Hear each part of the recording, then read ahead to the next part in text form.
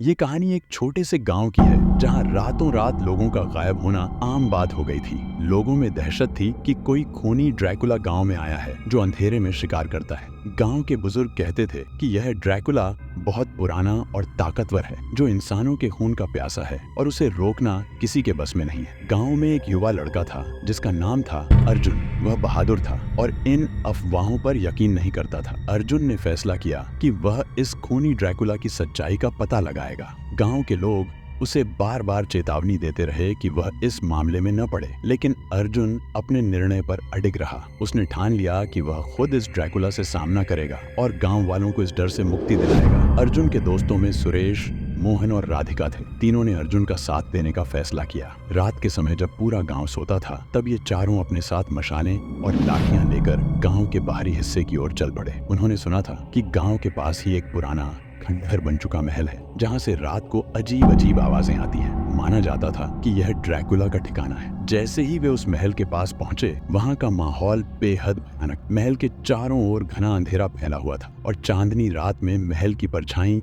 और भी डरावनी लग रही थी। अर्जुन और उसके दोस्तों ने धीरे धीरे महल के अंदर कदम रखा। महल के अंदर का वातावरण बर्फ जैसी ठंडी हवा से भरा हुआ था जो उनकी हड्डियों तक को जमा देने वाला था। महल के गलियारों में धूल और मकड़ी के जाल बिछे हुए थे। हर कदम के साथ उन्हें लग रहा था कि कोई उन्हें देख रहा है। वे चारों धीरे धीरे महल के गहरे हिस्से में बढ़ते चले गए। अचानक सुरेश को किसी के सांस लेने की आवाज सुनाई दी। उसने अर्जुन को इशारा किया और चारों ने आवाज की दिशा में बढ़ना शुरू किया। अचानक एक कोने में एक छाया दिखाई दी। वो काले कपड़ों में लिपटा एक लंबा चौड़ा इंसान था जिसके नुकीले दांत और लाल आंखें खून की प्यास जाहिर कर रही थी। ये वही खूनी ड्रैकुला था जिसके बारे में गांव में अफवाहें फैली हुई थी। उसने धीरे धीरे उनकी तरफ बढ़ना शुरू किया और गुर्राते हुए कहा, तुम लोग यहाँ क्या कर रहे हो? क्या तुम्हें अपने जीवन से प्यार नहीं? ड्रैकुला की आवाज इतनी खौफनाक थी कि राधिका का चेहरा सफेद पड़ गया। अर्जुन ने हिम्मत बांधकर कहा, हम तुम्हें रोकने आए हैं। तुम हमारे गांव के लोगों का शिकार नहीं कर सकते।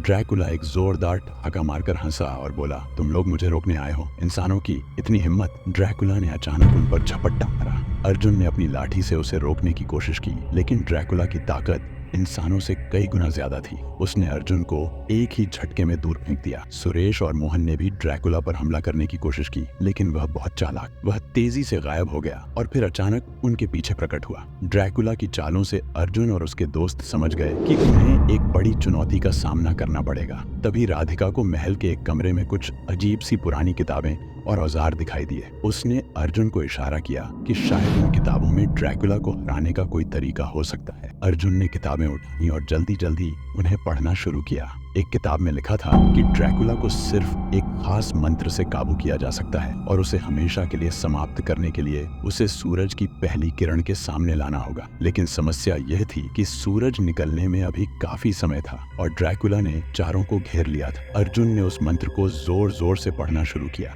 जैसे ही मंत्र का उच्चारण किया गया, ड्रैकुला की आंखों में गुस्से की लहर दौड़ गई। वह तिलमिला उठा और अर्जुन की तरफ बढ़ने लगा, लेकिन मंत्र के प्रभाव से उसकी चाल धीमी पड़ने लगी। ड्रैकुला ने चीखते हुए कहा, यह मंत्र तुम लोगों ने कहां सीखा? मैं किसी भी हाल में तुम्हें जिंदा नहीं छोड़ूंगा। मंत्र के प्रभाव से ड्रैकुला कमजोर हो रहा था, लेकिन अभी वह पूरी तरह खत्म नहीं हुआ था। अर्जुन ने अपने दोस्तों से कहा कि वे ड्रैकुला को किसी तरह बाहर लेकर जाएं ताकि वह सूरज की किरणों के सामने आ सके। सुरेश और मोहन ने मिलकर ड्रैकुला को घसीटते हुए महल के बाहरी हिस्से तक पहुंचाया। जैसे ही सूरज की पहली किरण ड्रैकुला के शरीर पर पड़ी, वह जोर जोर से चीखने लगा। उसकी चमड़ी जलने लगी और कुछ ही पलों में उसका शरीर राख में बदलने लगा। वह आखिरी बार चीखते हुए बोला, मैं वापस आऊंगा, यह अंत नहीं है। ड्रैकुला के खात्मे के बाद अर्जुन और उसके दोस्तों ने राहत की सांस ली। उन्होंने गांव वापस लौटकर गांव वालों को इस घटना के बारे में बताया। पहले तो गांव वाले यकीन नहीं कर पाए, लेकिन जब महल से किसी के गायब होने की खबर नहीं आई तो सभी ने माना कि अर्जुन और उसके दोस्तों ने